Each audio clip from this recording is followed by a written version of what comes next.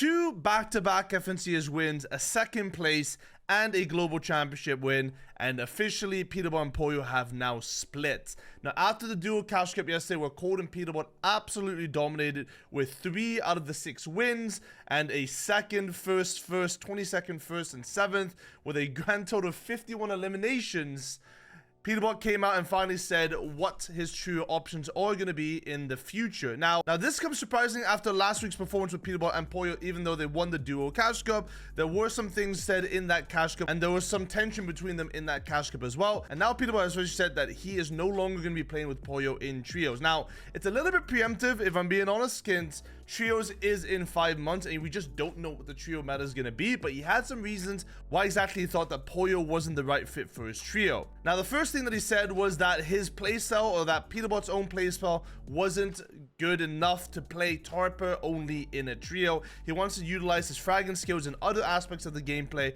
and he feels like he doesn't get enough eliminations. Now, Peterbot obviously in his role plays as the Tarper and the fragger, so he's the one looking for eliminations, and also putting his team ahead of everybody else, and he's also the IGL in many aspects. Pollo is more of a supportive player, gets eliminations as well, but doesn't really take an active role in that duo. So Peterbot now wants to try to take an active role in terms of fragging and let someone else take over, and Pollo doesn't fit in that aspect. When you combine that with Cold, who's obviously another fragger, now we have 3 fraggers together in that sense, and Peterbot, who doesn't want to really tarp anymore, doesn't feel like Pollo is able to take over that tarping duties for him and feel secure in that. He also said that pretty much he's trying out the best tarpers in the region, and he named 3 specific tarpers in NA, and that was Booga, Acorn, and Rise. Those were the 3 players he was going to be trying out in trios together with Cold.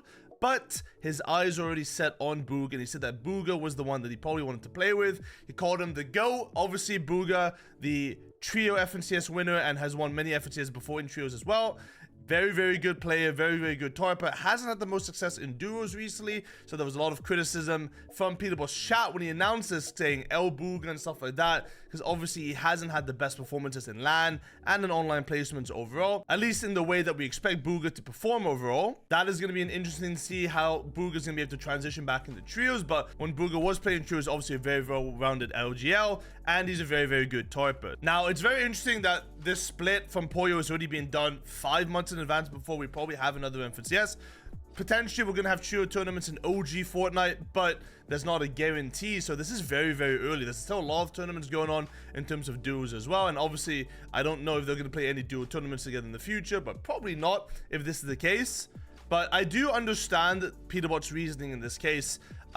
He said that trios functions a lot different than duos, and I completely agree. In our previous video, we talked about whether or not Peterbot, Pollo, and Cold would actually work as a trio, because that is a trio that is focused mainly on fragging. Trios is not a game mode where you can just alpha teams and W key them and fight them the entire time. The majority of the time in trios, fights take a long time. We've played trio scrims in the past few weeks.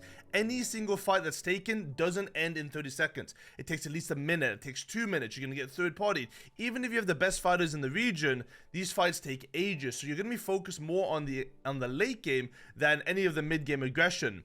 Second of all, this chapter 4, has been very focused on spawn fighting. We've had medallions, we had mythic weapons that are very, very overpowered, like the Grim Gate coin and the Wrath coin, which is obviously added to Peterbot and Pollo's success.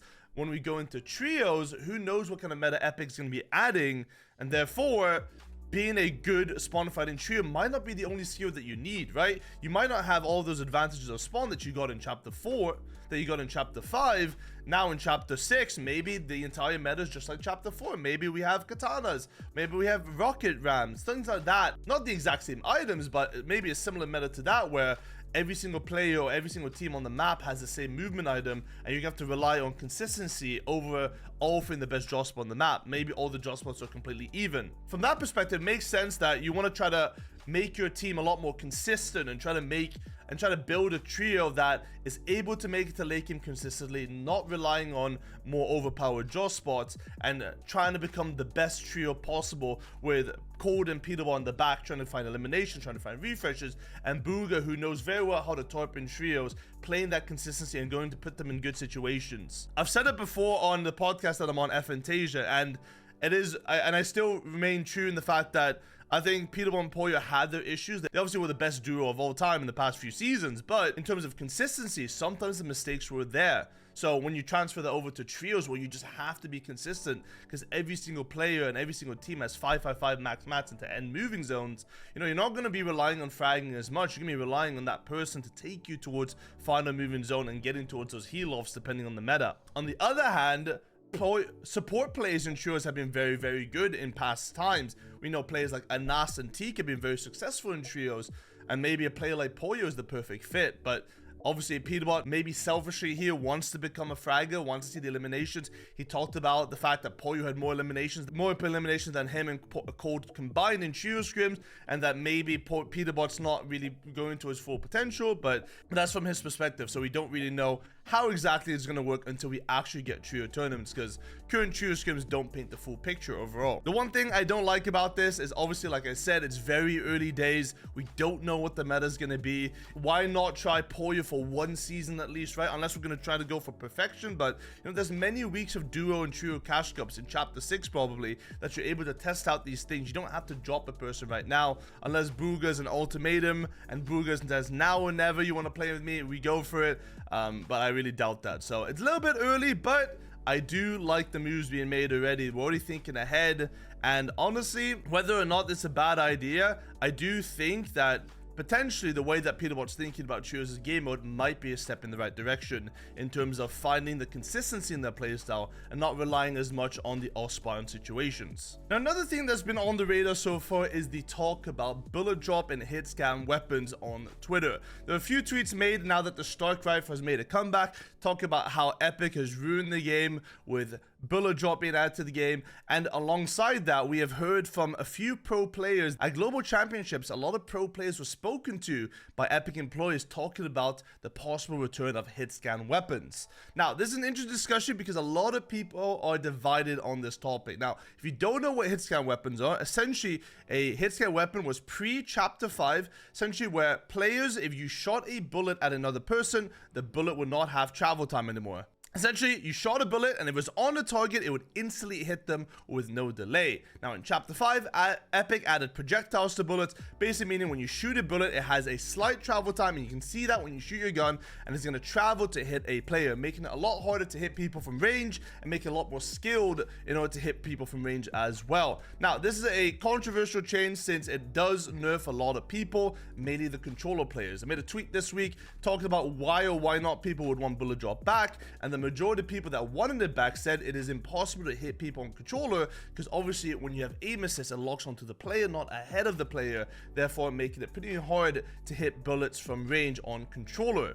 Now, another thing talked about was about the simplicity of Fortnite as a game, and you shouldn't have to consistently try to track players from range in order to try to hit bullets, which is also a very interesting take. So it does seem like it is a bit of a casual versus competitive discussion, but there's also some competitive players that agree that bullet drop should not be added to the game because it's not as skillful. Now, we've had 4 seasons of a hit scan, so why is this now an issue to bring back hit scan? Now, me personally, I wasn't ever a fan of Bloom as an actual mechanic. Bloom was RNG, you hit a bullet and sometimes you would hit every single bullet and absolutely destroy the person you're shooting at. In other senses, you wouldn't even hit a single bullet because you got bad RNG on the bullet Bloom. Recently, on top of that, Epic has been pushing towards ADS weapons. Now, that means weapons with red dot sights, weapons with ACOG sights, things the like, which makes it a lot more easier to hit your bullets even with bullet drop right now.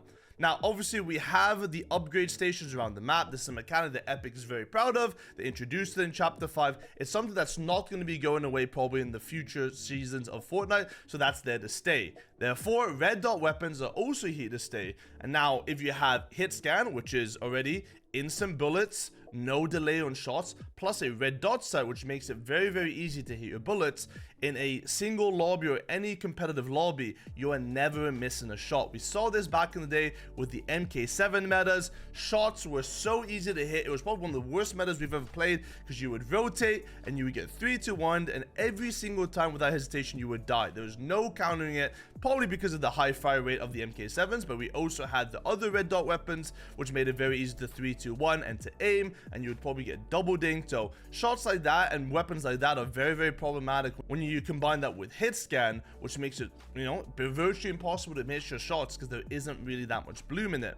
Now, it's a difficult question to answer whether or not Hitscan should come back, but from my personal experience, if you play Reload at all, you can see how easy it is to hit players with Hitscan weapons. You reload, you respawn in the air, you're usually pretty much dead every single time against a single good player. If you've seen any of the finals lobbies of the Reload Cash Cup, the same thing applies. People's aim are too good with Hitscan, and I personally don't think it has a place in competitive. Maybe in casual play, I think it'll be good. It'll be good for the lower skill players to have that advantage again, and it probably will make the game more fun. But overall, I think the increased skill gap makes for an interesting mechanic, and also helps for Surge lobbies as well, where, you know, people are hitting a lot of shots in Surge lobbies on Hitscan, makes Surge very high, makes things more problematic for teams. It probably increases the chance of people trading with each other as well, because Surge is so damn high, right? Like, these are all problems that are going to be increased as Epic develops more weapons.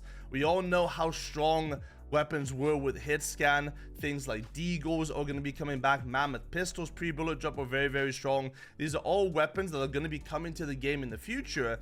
And if we have Hitscan, it makes it very hard to nerf for competitive, because, you know, we're going to have those weapons that just do so much damage and players just won't miss. I'm not sure what the solution is, especially for controller players, because obviously bullet drop is a big issue, but I think the simplest solution is, if we have scopes in the game, then bullet drop has to be staying. If we have no scopes in the game, maybe we can explore the possibility of Hitscan weapons in the game, but otherwise it is a very big problem. And probably, if we know that Epic is talking about it with Fortnite players, there's probably a very good chance that Hitscan is making a comeback, potentially for OG season next season, as well as a tester, and potentially further towards Chapter 6. But it probably needs a lot of testing, so I'm slightly worried about that. Thank you for watching. I will see you guys in the next one. Goodbye.